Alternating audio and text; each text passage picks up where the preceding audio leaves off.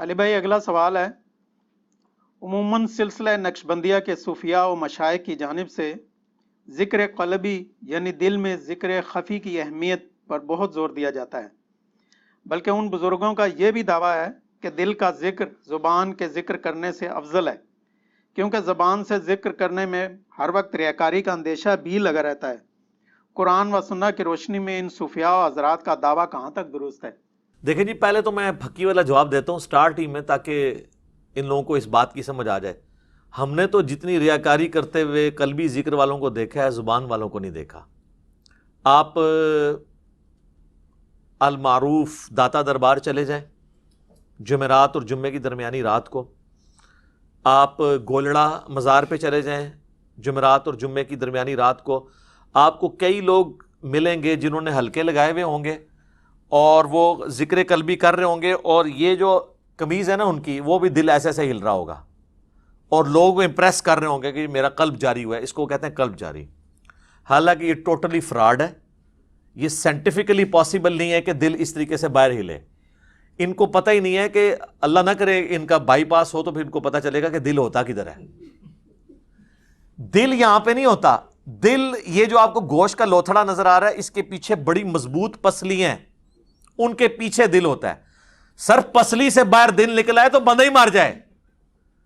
وہ پسلی تو گرائنڈر چلا کے تو دل باہر نکالنا پڑتا ہے بائی پاس کے لیے۔ یہ جو ہل رہا ہوتا ہے نا، وہ گوشت، یہ مسل ہل رہے ہوتے ہیں۔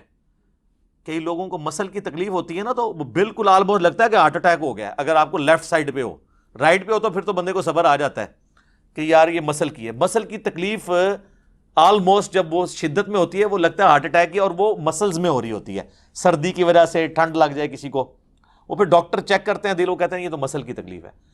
وہ یہ جو اوپر والا گوشت کا جو لوتھڑا ہے نا، اس کو وہ پریکٹس کر کر کے نا اتنا کر لیتے ہیں، آپ بھی تھوڑی سی کریں تو ہو جائے گا، تو وہ ہلنا شروع کر دیتا ہے، اور لوگ یہ سمجھ رہتے ہیں ان کا دل جاری ہوا ہوا ہے۔ دل تو ادھر پہنچ ہی نہیں سکتا، وہ تو پسلیوں کے پیچھے ہوتا ہے۔ اتنا بڑا فراڈ ہے سائنٹیفکلی۔ ان کو کہ یار دکھائیں آپ، آج کل تو الٹرا ساؤنڈ ہو جاتا ہے، یہاں رکھ کے دیکھ لیں یہ دل ان کا باہر نکل کے دھڑک رہا ہے یا وہ گوشت کا لوتھڑا ہل رہا ہے۔ وہ آپ رائٹ سائڈ پہ پریکٹس کریں تو ادھر بھی ذکر کبھی جاری ہو سکتا ہے، ٹھیک ہے۔ ظاہر انہوں نے پریکٹس کی ہوئی ہوتی ہے، تو یہ ہوتا ہے ٹوٹلی فراڈ۔ زیادہ تر ریاکاری اس میں کر رہے ہوتے ہیں۔ باقی جو واقعی دل میں اللہ کو یاد رکھتے ہیں نا، وہ تو ایک معاملہ الگ ہے۔ بخاری اور مسلم دونوں میں حدیث ہے، نبی علیہ السلام نے فرمایا، اللہ تعالیٰ فرماتا ہے، حدیث قدسی ہے، میں اپنے بندے کے گمان کے قریب ہوں جیسا میرے بارے میں گمان کرے، لیکن کرتوت بھی ٹھیک ہوں۔ یہ نہیں کہ برے اعمال کر کے اچھا گمان رکھے، اچھے اعمال کرے اور پھر اچھا گمان رکھے کہ اس میں بھی مجھ سے کمزوری ہو گئی، اللہ کی رحمت سے، نبی صلی اللہ علیہ وآلہ وسلم کی شفاعت سے کمپنسیشن ہو جائے۔ پھر بخاری مسلم کی اس حدیث کے آگے الفاظ ہیں، اگر میرا بندہ مجھے دل میں یاد کرے تو میں اسے دل میں یاد کرتا ہوں، اگر وہ مجھے کسی مجلس میں یاد کرتا ہے تو میں اس سے بہتر مجلس، فرشتوں کی مجلس میں اسے یاد کرتا ہوں۔ قرآن میں بھی ہے نا، فَاذْكُرُونِي أَذْكُرْكُمْ، اے میرے بندو مجھے یاد کرو، میں بھی تمہیں یاد کروں گا، تمہارا چرچا کر دوں گا۔ وَرَفَعْنَا لَكَ ذِكْرَكَ، نبی علیہ السلام کے لیے ہوا ہے نا، اللہ کو یاد کیا ہے، پوری دنیا میں اللہ نے ان کا نام بلند کر دیا۔ صلوات بر محمد وآل محمد، اللہم صلی علی محمد وعلی آل محمد۔ تو یہ سائنٹیفکلی یہ بالکل غلط ہو رہا ہوتا ہے، یہ لوگ بڑے امپریس ہو رہے ہوتے ہیں، کرنٹ شاہ اور آپ کو اس قسم کے کئی لوگ مل رہے ہوتے ہیں۔ آپ بنیادی اصطلاحات سمجھ لیں، ایک ہوتا ہے ذکر بالجہر، عربی میں کہتے ہیں بلند آواز سے ذکر کرنے کو۔ ہم دیکھیں نا، یہ ہم کہتے ہیں مغرب، عشاء اور فجر کی نمازیں جہری نمازیں ہیں، ان میں بلند آواز سے قرات ہو رہی ہوتی ہے۔ اور ظہر اثر کو ہم کیا کہتے ہیں؟ سری نمازیں، یہ سرن ذکر اس میں ہو رہا ہوتا ہے۔ تو ایک ہے ذکر بالجہر، اونچی آواز سے ذکر کرنا، اس کے مقابلے پہ ہے ایک ذکر خفی،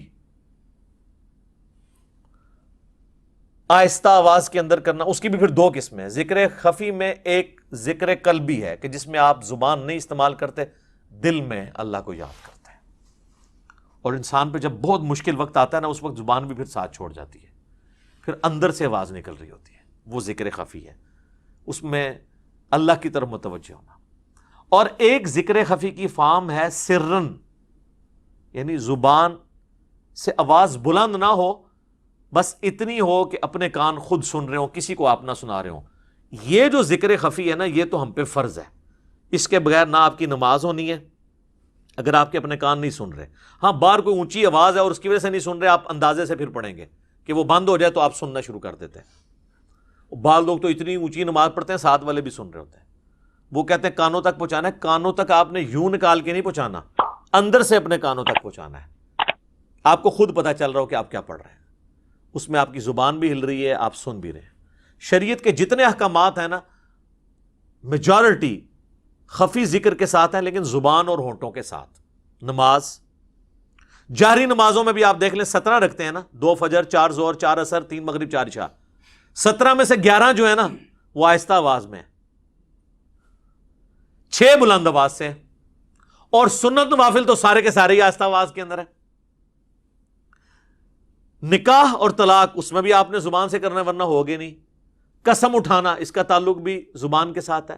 جانور قربانی کے لیے کرنا، یہ بھی اگر آپ زبان سے نہیں کریں گے جانور قربانی نہیں ہوگا. اللہ کا ذکر اگر آپ نے زبان سے نہیں کرنا، تو ہماری ہر چیز زبان ہونٹوں کے ساتھ جڑی ہوئی ہے.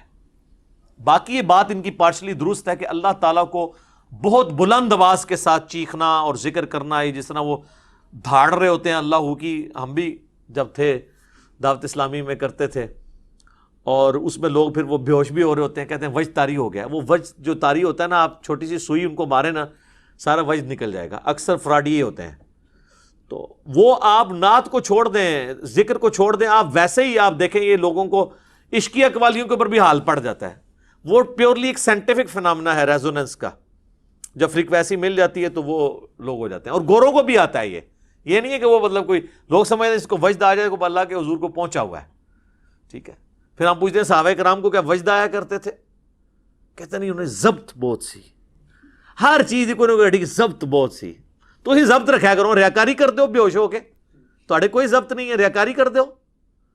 اچھا، تو اللہ تعالیٰ کو بہت بلند آواز سے ذکر پسند نہیں ہے. اس کانٹیکسٹ میں سورۃ الاعراف کی جو بالکل آخر میں جا کے آیت آتی ہے نا،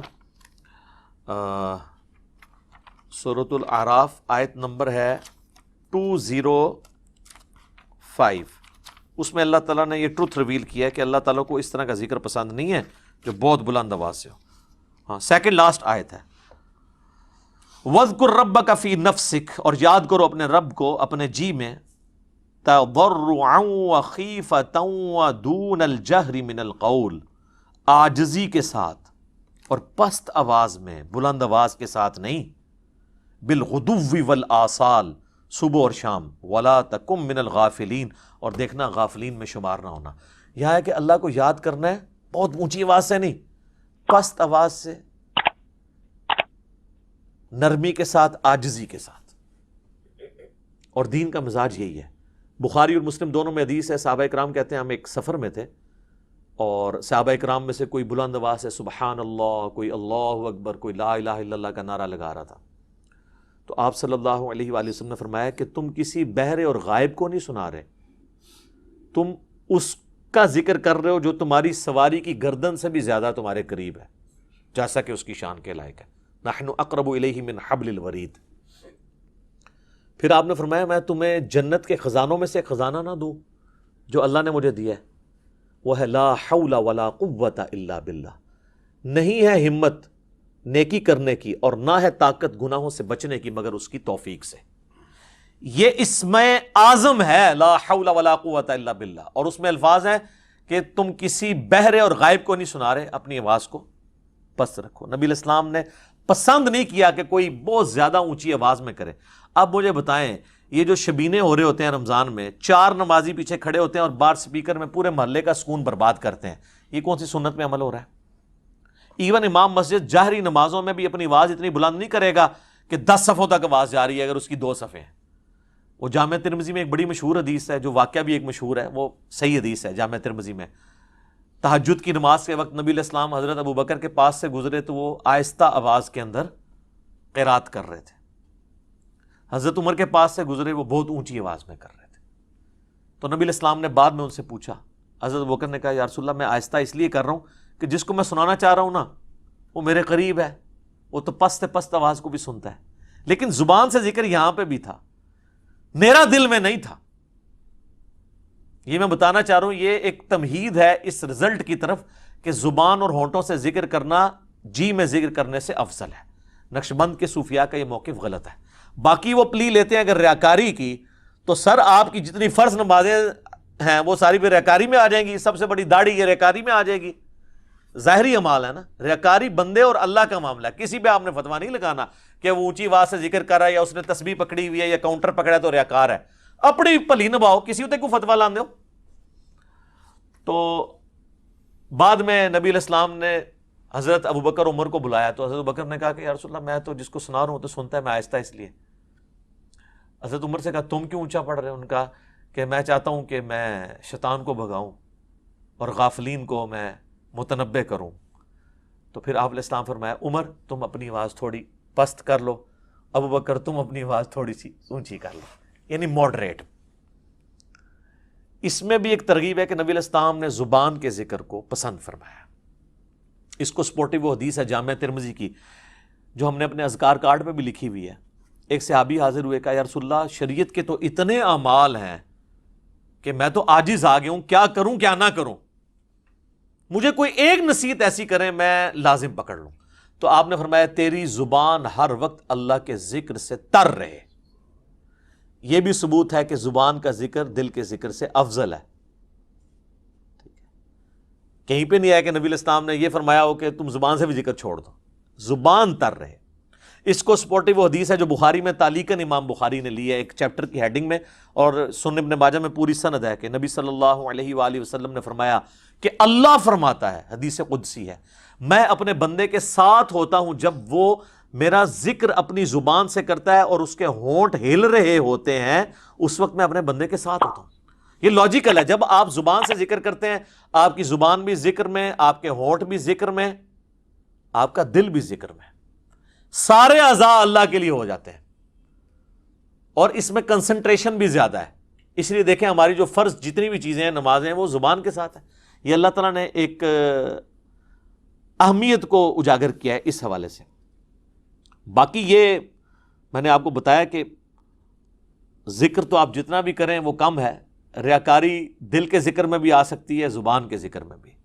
یہ جو ایسے یہ کرنٹ والے جو کام کر رہے ہیں اور پھر ویڈیو چڑھا رہے ہیں، کس کے لیے؟ اور یہ آپ دیکھیں کئی لوگ ہیں یعنی وہ نماز پڑھ رہے ہیں اور سامنے 3 4 کیمرہ مین کھڑے ہیں، ان کی اوریجنل نماز، ایک تو ہے نا کوئی پریکٹیکل کسی کو سکھا رہا ہے وہ تو اللہ کا معاملہ، اوریجنل نماز کی بھی ویڈیوز وہ چڑھا رہے ہیں۔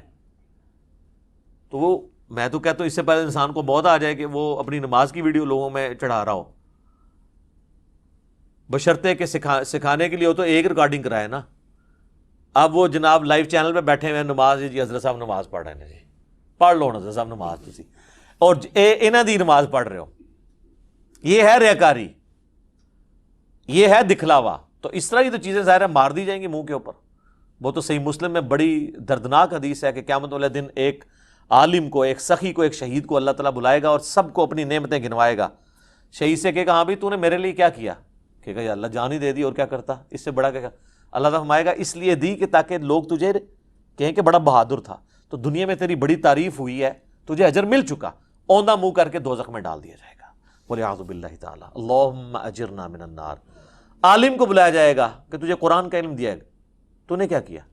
کہ یا اللہ میں لوگوں کو قرآن سکھاتا تھا، میں نے اس کی دعوت عام کی۔ اللہ فرمائے گا اس لیے کی کہ لوگ تجھے بڑا قاری کہیں، تیری دنیا میں بڑی عزت ہوئی، تیرے اشتہار جب لگتے تھے تو آگے پیچھے دمیں لگی ہوتی تھی، یادگار اسلاف، ہاں جی استاذ العلماء، مفسر قرآن، تو دنیا میں تیری بڑی عزت افزائی ہو چکی ہے، میرے ہاں کوئی نہیں ہے اجر، تو نے لوگوں کے لیے کیا؟ اوندا منہ کر کے دوزخ میں۔ سخی کو بلایا جائے گا، وہ کہے گا یا اللہ مجھے جو جو موقع ملا تیری راہ میں خرچ کرنے کا، میں نے کوئی موقع جانے نہیں دیا۔ اللہ فرمائے گا اس لیے کیا کہ لوگ تجھے کہیں بڑا سخی ہے، اس کے دسترخوان چلتے تھے، یہ مسجدیں بنواتا تھا۔ یہ میں آج کی ڈیٹ میں بات کر رہا ہوں۔ تو دنیا میں تیری تعریف ہو چکی، اوندا منہ کر کے دوزخ میں ڈال دیا جائے گا۔ حتیٰ کہ مسند احمد میں حدیث ہے، نبی علیہ السلام فرمایا جس نے دکھلاوے کے لیے نماز پڑھی اس نے شرک کر دیا، پڑھی اللہ کی ہے، مخلوق شریک ہوگی، شرک ہو گیا، شرک خفی۔ جس نے دکھلاوے کے لیے روزہ رکھا اس نے شرک کیا، جس نے دکھلاوے کے لیے صدقہ کیا اس نے شرک کیا۔ ریاکاری والا معاملہ یہ یاد رکھیے کہ آپ کسی پہ فتویٰ نہیں لگائیں گے، اپنے اوپر ضرور لگائیں، آپ کسی کے اوپر فتویٰ نہیں لگا سکتے کہ ریاکاری کر رہا ہے، اپنے آپ کو ہم ہمیشہ سامنے رکھیں گے۔ سنن ابی داؤد میں حدیث ہے، جس نے دنیا میں مشہوری کا لباس پہنا، قیامت والے دن اللہ اسے ذلت کا لباس پہنائے گا۔ اب یہ جو زرق برق لباس پہن کے، عجیب و غریب کلر کی پگڑیاں پہن کے آتے ہیں، ان کو خود سوچنا چاہیے کہ ہم اس لیے آ رہے ہیں کہ لوگ ہمیں کہیں، یا ہم اپنی پگڑی کے اوپر اتنا بڑا یہاں نالین کا بیج یا پھول اس لیے لگا رہے ہیں کہ ہم لوگوں میں ڈومیننٹ ہو جائیں کہ ان کا بڑا لیڈر یہ ہے؟ وہ خود اپنے اوپر سوچے، ہم نہیں فتویٰ لگاتے۔ اس کے اگینسٹ جامع ترمذی میں حدیث ہے، جس نے استطاعت کے باوجود اچھا لباس ترک کر دیا، یہ نہیں ہے کہ وہ گندا پہن لیا، بہت خرچہ نہیں کیا، قیامت والے دن اللہ تعالیٰ پبلکلی اسے جنت کا حلہ پہنائے گا کہ اس بندے نے دنیا میں میری خاطر عاجزی اختیار کی تھی۔ نبی الاسلام کی تو پوری زندگی عاجزی کے ساتھ ہے۔ تو ریاکاری کا فتویٰ ہم کسی کے اوپر نہیں لگائیں گے، اپنے اوپر تو خود بندے کو دیکھنا چاہیے نا وہ کس طرف جا رہا ہے۔ تو ذکر خفی میں بھی ریاکاری ہو سکتی ہے اور ذکر بالجہر میں بھی ہو سکتی ہے، یہ تو ڈیپینڈ کرتا ہے۔ اب کئی لوگ ہیں وہ مطلب اپنے نیکیوں کی داستان اس طرح سنا رہے ہوتے ہیں، میری تو جناب 10 سال تو روٹین ہے 3 بجے اٹھنا، 10 سال دے 3 بجے ختم۔ وہ حضرت سفیان ثوری رحمہ اللہ کے بارے میں مشہور ہے، محدث بھی ہیں، اور ایسے محدث ہیں جنہیں صوفیاء بھی مانتے ہیں۔ کسی کے گھر مہمان گئے تو اس نے کھانا پیش کیا تو اس میں نمک کم تھا، تو انہوں نے کہا کہ تھوڑا سا نمک لے آؤ۔ تو اس نے اپنی بیوی کو آواز دی کہ جب میں 30 دفعہ حج کے لیے گیا تھا نا، تو جو حرم سے میں نمک لے کے آیا تھا نا، وہ حضرت صاحب کو پیش کرنا ہے۔ تو سفیان ثوری نے فرمایا اس نے ایک جملے میں اپنے تینوں حج فارغ کر دیے ہیں، تینوں ہی فارغ ہو گئے نا۔ اس نے کہا 30 دفعہ، یعنی یہ بتایا میں نے 3 حج کیے ہوئے۔ حسن بصری تابعی کہتے ہیں کہ صحابہ کرام اپنی نیکیوں کو اس طرح چھپایا کرتے تھے جس طرح اپنے گناہوں کو تم چھپاتے ہو، کیونکہ اللہ تعالیٰ تو دل کو دیکھنا نا۔ مسلم شریف کی حدیث ہے کہ اللہ تعالیٰ تمہارے شکلوں اور مال کو نہیں دیکھتا، دلوں اور اعمال کو دیکھتا ہے۔ اور مسلم شریف میں حدیث ہے، گناہ وہ جو تیرے دل میں کھٹکے اور تو ڈرے کہ لوگوں کو نہ پتہ چل جائے۔ یہی کیفیت نیکیوں کے لیے ہونا تو پھر نیکیاں سنبھلی رہتی ہیں، ادروائز تو پھر نیکیاں ضائع ہوں گی، جس طرح یہ لوگ کر رہے ہوتے ہیں، بڑے بڑے جبے کبے پہن کے بیٹھے ہوتے ہیں۔ اور اس میں بہرحال یہ کہ ہم ان کو یہ ترغیب دلائیں گے کہ آپ اپنے آپ کو خود دیکھیں، ہم نہیں کہتے آپ ریاکار ہیں، ٹھیک ہے؟ آپ نے اگر وہ ایک منار پاکستان جتنی ٹوپی اوپر پہنی ہوئی ہے، ہم نہیں کہتے کہ آپ ریاکاری کر رہے ہیں، لیکن آپ کم از کم خود اپنے آپ کو دیکھیں کہ آپ کے دل میں کوئی ایسا خیال تو نہیں آتا۔ ویسے تو کہہ دیتے ہیں جی بڑی عاجزی ہے جی، لیکن کسی مجلس میں چلے جائیں، کوئی استقبال کے لیے کھڑا نہ ہو تو ان کے دل میں آتا ہے۔ تو جامع ترمذی میں حدیث ہے کہ جس شخص کی یہ خواہش ہو کہ لوگ اس کے سامنے احتراماً کھڑے رہیں، وہ اپنا مقام دوزخ میں دیکھ لے۔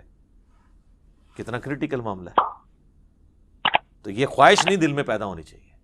اور جامع ترمذی میں حدیث ہے، انس بن مالک کہتے ہیں ہم میں وہ شخصیت تھی جو ہمیں ہر چیز سے بڑھ کر محبوب تھی، لیکن جب وہ ہم میں آتے تھے ہم ان کے استقبال کے لیے کھڑے نہیں ہوتے تھے، کیونکہ ہمیں پتا تھا وہ اس سے ناراض ہوتے ہیں، اور وہ اللہ کے رسول تھے صلی اللہ علیہ وآلہ وسلم۔ صلاۃ بر محمد وآل محمد، اللہم صلی علی محمد وعلی آل محمد واصحابہ اجمعین الی یوم الدین۔ تو ذکر آپ زبان سے کریں، یہ افضل ذکر ہے۔ بخاری مسلم میں حدیث ہے، اللہ کا ذکر کرنے والا گویا کہ زندہ کی مثل ہے، ذکر نہ کرنے والا مردہ کی مثل ہے۔ اور سورۃ الرعد کی آیت نمبر 28 ہے، الا بذکر اللہ تطمئن القلوب، آگاہ ہو جاؤ بے شک اللہ کے ذکر میں دلوں کا سکون ہے۔ اور ذکر وہ ہوں گے جو نبی الاسلام نے تعلیم فرمایا ہے، بابوں نے نہیں سر، کتابوں میں جو آئے ہیں۔ یہ صوفیاء بڑے دعوے کرتے ہیں ہم نبی الاسلام تک پہنچے۔ میں نے کتنے عرصے سے چیلنج کیا ہے، دنیا کا کوئی ایک صوفی مجھے فرض نماز کے بعد کے 17 اذکار تجوید اور ترجمے کے ساتھ سنا دے، اور صبح شام کے 25 کے قریب اذکار سنا دے۔ اس سے بڑا چیلنج ہے دیکھ کر نہ ایک دفعہ بغیر اٹکے ہوئے پڑھ کے سنا دے۔